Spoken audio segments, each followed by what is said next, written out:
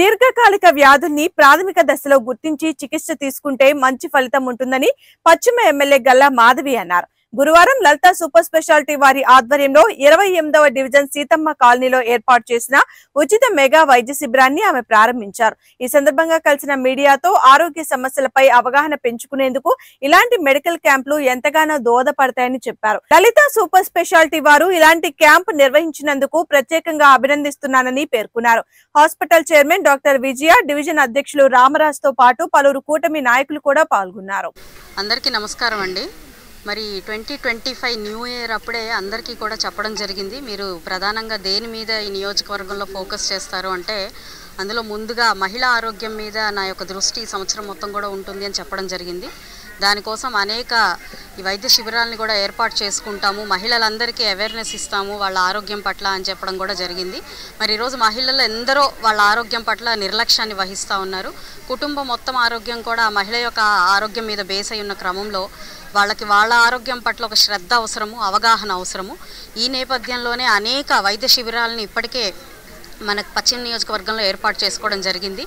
అయితే ఈరోజు మన సీతమ్మ కాలనీలో అప్పారావు గారి డివిజన్లో మనకి లలిత హాస్పిటల్స్ వారి ఆధ్వర్యంలో విజయ గారి ప్రోద్బలంతో ఈరోజు ఇక్కడ ఒక వైద్య శిబిరాన్ని ఏర్పాటు చేసుకొని దాదాపుగా 30 మంది వైద్య సిబ్బందితో ఈరోజు ఇప్పటికీ అంటే 10 నుంచి 4 దాకా కొనసాగే ఈ వైద్య శిబిరంలో ఇప్పటికే దాదాపుగా 100 మందికి పైగా వారి పరీక్షల నిమిత్తం అన్నీ వచ్చి టెస్టులు చేయించుకొని డాక్టర్ గారిని సంప్రదించడం జరిగింది. అనేక సమస్యలతో వస్తున్నారు.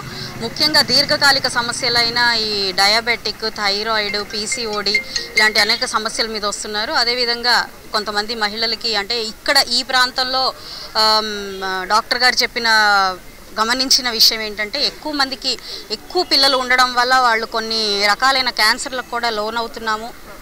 దాని నిమిత్తం కూడా కొన్ని ప్యాప్స్మియర్ లాంటి టెస్టులు కూడా మా హాస్పిటల్లో మేము నిర్వహిస్తూ ఉన్నాము. అది హాస్పిటల్కి ఈరోజు మన గుంటూరు 2 ఎమ్మెల్యే మాధవి గారి ప్రోత్సాహంతో ఆవిడకున్న ప్రజల పట్ల, ఆరోగ్యం పట్ల ఉన్న ఆవిడ ప్రత్యేకమైన ఆసక్తిని గమనించి మా లలిత హాస్పిటల్ వాళ్ళు ఇవాళ ఈ ఫ్రీ క్యాంప్ చేయడానికి ముందుకొచ్చాము. మేడం చెప్పినట్టుగా ఇందాక చాలా జబ్బులు తొలి దశలో గుర్తించలేకపోవటం మూలంగా చాలా అడ్వాన్స్ స్టేజ్లో ఉండి, ఉదాహరణకి బీపీ ఉందనుకోండి, it's silent disease, silent killer అంటారు. ఎవరికి తెలియదు, బీపీ చూస్తే తప్పితే చెక్ చేసుకునేదాకా చాలాసార్లు వాళ్ళు కిడ్నీ ఫెయిల్యూర్ అయ్యి డయాలసిస్ స్టేజ్ వచ్చేదాకానో, లేకపోతే పెరాలసిస్ వచ్చేదాకానో, హార్ట్ అటాక్ వచ్చేదాకానో తెలియదు. అదేవిధంగా షుగర్ కూడా పెద్ద లక్షణాలు ఉండవు, కొన్ని లక్షణాలు ఉండొచ్చు, కానీ చాలాసార్లు ఒక 6 నెలలు 1 ఇయర్ దాకా తెలియకపోవచ్చు. షుగర్స్ బాగా పెరిగిపోయి కోమాలకు వెళ్ళేదాకా. మూడోది ఈ క్యాన్సర్ అనేది ఈ మహిళల్లో ముఖ్యంగా ఈ బ్రెస్ట్ క్యాన్సర్ ఒకటి, గర్భాశయ క్యాన్సర్ ఒకటి తొలి దశలో గుర్తించడానికి చాలా సింపుల్ విషయాలు ఉన్నాయి. హెల్త్ ఎడ్యుకేషన్ అంటాం మనము.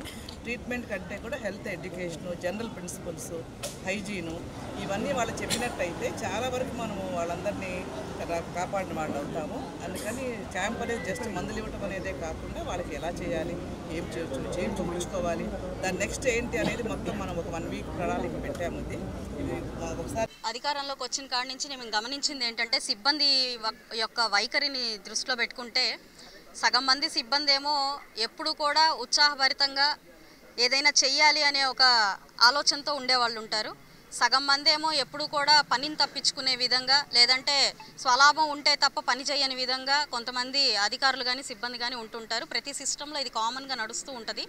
అయితే మరి 1 ఇయర్ నుంచి వస్తున్న క్రమంలో పాస్ట్ 5 ఇయర్స్లో ప్రతి ఒక్కళ్ళు వాళ్ళ ఈ వ్యవస్థను మొత్తం కూడా డీమోరలైజ్ చేసేసి పని చేసే వాళ్ళని కూడా పని చేయనీయకుండా వదిలేయడం వల్ల వాళ్ళు ఒక నిరుత్సాహానికి వెళ్ళిపోయిన పరిస్థితి కనపడుతుంది. అదేవిధంగా ఈ పని దొంగలు ఎవరైతే ఉన్నారో వాళ్ళ రాజ్యమేలాగా అయిపోయింది. ఈ దృష్టిగా పెట్టుకుంటే ఎక్కడ కూడా ఏ సిబ్బంది పని చేయని పరిస్థితికి సిస్టమ్ వచ్చేసిన క్రమంలో మరి వీళ్ళని స్ట్రీమ్ లైన్ చేయాలి, వాళ్ళతో పని చేయించుకోవాలి. ఇప్పుడు ట్రాన్స్ఫర్ల ద్వారానో సస్పెన్షన్ల ద్వారానో ఒక పరిష్కారం కాకుండా వాళ్ళని నిరంతరం ఒక మానిటరింగ్లోకి తీసుకొచ్చి పని జరిపించుకునే అవసరం ఇప్పుడు ఈ రోజున ఏర్పడింది. అది నిజంగా బాధాకరమే అయినప్పటికీ కానీ అంతకంటే వేరే ఒక దారి లేని పరిస్థితి కూడా కనపడుతుంది. ఒక లేయర్ ఆఫ్ పీపుల్, ఇప్పుడు కమిషనర్ గారు కానివ్వండి, ప్రజాప్రతినిధులు అయిన మేము కానివ్వండి, ఒక లేయర్ ఆఫ్ పీపుల్ అందరూ కూడా వర్క్ చేస్తున్నప్పటికీ ప్రతి ఒక్కళ్ళు దీనికి సహాయ సహకారాలు అందిస్తే తప్ప పనులు కావు అని ప్రతి ఒక్కరికి మనకు తెలిసిందే. కింద స్థాయి ఉద్యోగి దగ్గర నుంచి కూడా పైన కమిషనర్ గారు, ప్రజాప్రతినిధుల దాకా అందరూ కలిసికట్టుగా ఉంటే తప్ప పనులు కావు. ఏ ఒక్కరితోనూ ఏ పని సాధ్యం అవ్వదు. కాబట్టి ఈ కోఆర్డినేషన్, కొలాబరేషన్ చాలా అవసరం ఉన్నాయి. అవే ఎక్కడో మిస్సింగ్ కాబట్టి దాని పట్ల ఆవేదన వ్యక్తం చేయడం జరిగిందండి.